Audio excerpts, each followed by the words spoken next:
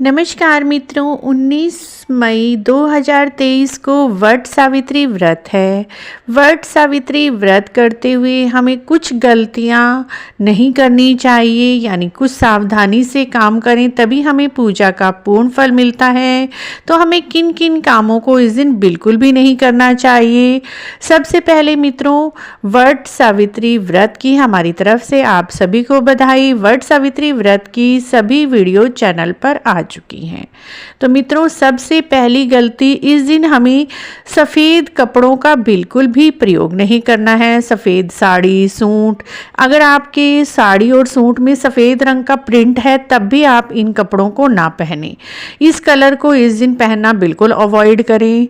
इस दिन आप लाल, पीला, हरा, गुलाबी ये कलर पहन सकते हैं, लेकिन आपको सफ़ेद, काला और नीला रंग बिल्कुल भी नहीं पहनना, और सफ़ेद रंग तो आपको बिल्कुल भी इस दिन यूज़ में नहीं लाना। दूसरी सबसे बड़ी बात मित्रों, जब हम जोत लगाते हैं अमावस्या के दिन रुई की जोत नहीं लगाई जाती। रुई से का प्रयोग करना अमावस्या पर अशुभ माना जाता है। जब आप वट वृक्ष के नीचे दीपक जलाएं तो उसमें आपको रुई की बाती नहीं लगानी, मोली की बाती लगानी है। आजकल मोली की बाती बाजार में बनी बनाई भी मिलती हैं, या फिर आप मोली के धागे से बाती बनाकर ही दीपक में जलाएं। अमावस्या पर रुई को ना तो छुआ जाता है, ना ही रुई से बनी हुई वस्तुओं को प्रयोग में लाया जाता है। दीपक में रुई की बाती इस दिन आपको बिल्कुल भी नहीं लगानी है। तीसरी गलती इस दिन आपको बिल्कुल भी नहीं करनी है मित्रों, इस दिन आपको बाल नहीं धोने हैं। बाल यदि आपको धोने हैं तो बुधवार को धो लीजिए शाम के समय। यदि आप बुधवार को धोना भूल जाते हैं तो वीरवार के दिन आप सूर्योदय से पहले ही पानी में हल्की सी हल्दी डालकर आप बाल धो सकते हैं। इस दिन मित्रों, अगर आप बाल करते हैं, बहाते हैं, बाल को आप बनाते हैं, तो इस दिन बिल्कुल हल्के हाथ से आपको बाल बनाने हैं। बाल आपके कम से कम टूटें, इस तरह से आपको कंघी करनी है। इस दिन सिर में कंघी मारने से, कंघी करने से भी मना किया जाता है। यदि आप कंघी करते हैं तो बिल्कुल धीरे धीरे करें।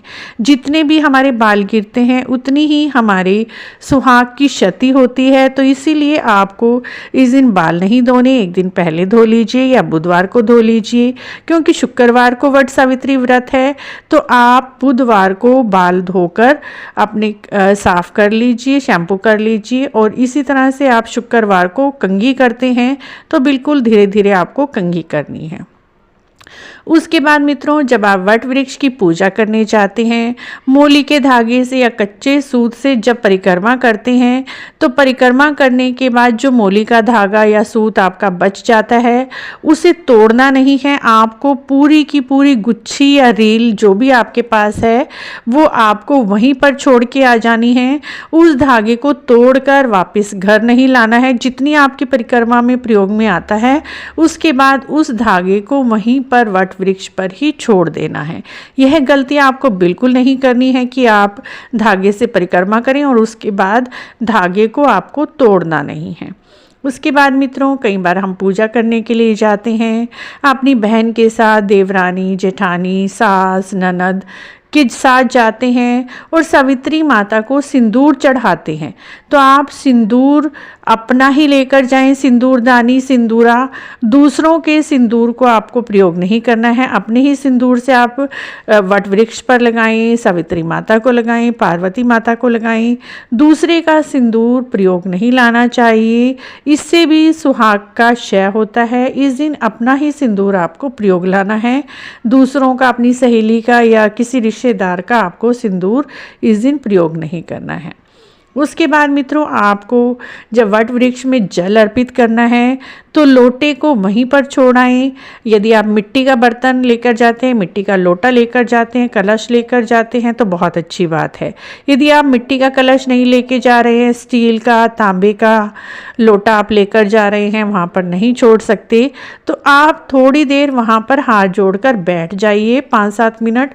उसके बाद ही आप अपने बर्तन को उठाएंगे। एकदम से बर्तन को उठाकर घर नहीं लाना है।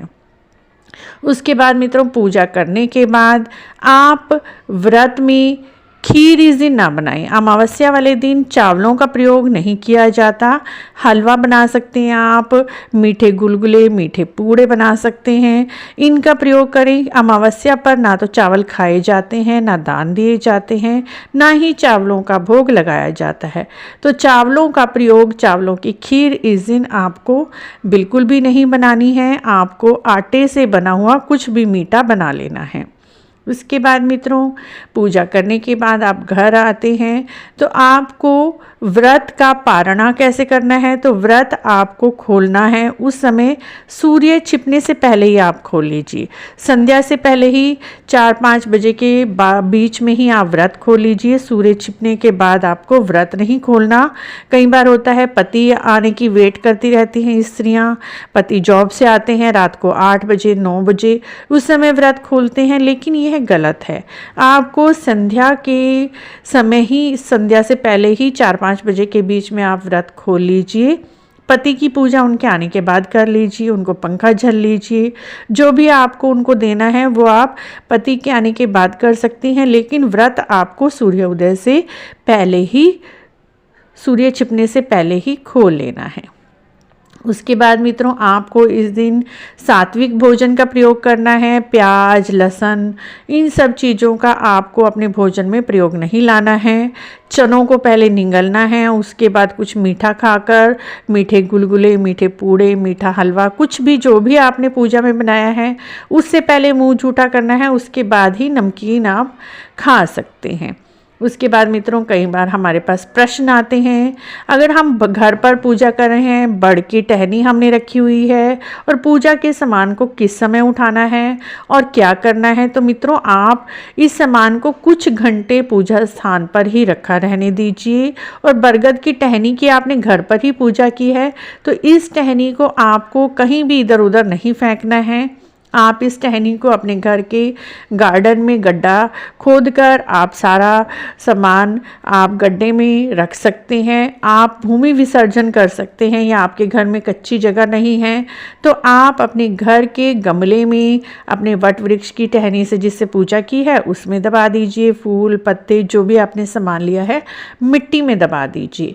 ऐसा ना हो आपकी पूजा का सामान इधर उधर पड़ा रहे, किसी के पैरों में आए या डस्टबिन में जाए। तो इन सब चीज़ों से आपको बचना है, ऐसे हमारी पूजा का फल नहीं मिलता और ये छोटी छोटी गलतियां कई बार काफ़ी भारी पड़ जाती हैं। तो आपको इन गलतियां करने से बचना है। और मित्रों, जो भी आपके प्रश्न हैं तो उनके उत्तर भी मैं अवश्य ही देने की कोशिश करूंगी। आपको ये गलतियां बिल्कुल भी नहीं करनी है। पूजा करते समय इन बातों का ध्यान आप अवश्य ही रखें। राधे राधे दोस्तों, कमेंट में राधे राधे जरूर करें। Thank you.